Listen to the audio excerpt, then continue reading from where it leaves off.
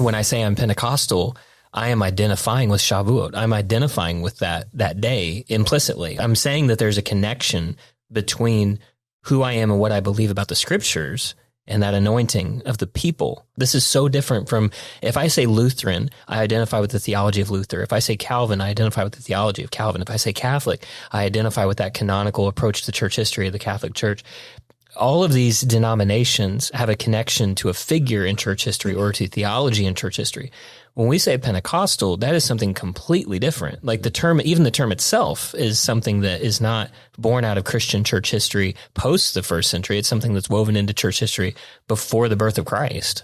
Even in more recent church history writings, you have what are identified as the two churches, the Orthodox and Catholic, and then you have the movements that emerge from the Protestant Reformation and Pentecostalism.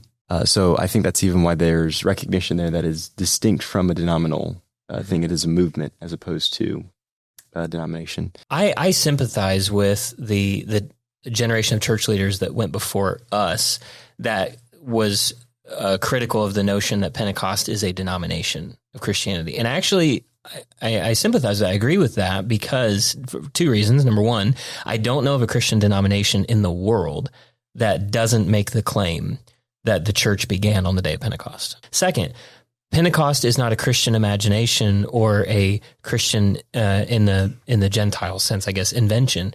When we say Pentecostal, we're referring to a holy day of Israel. We're referring to a holiday. We're referring to an event that goes back to the Exodus.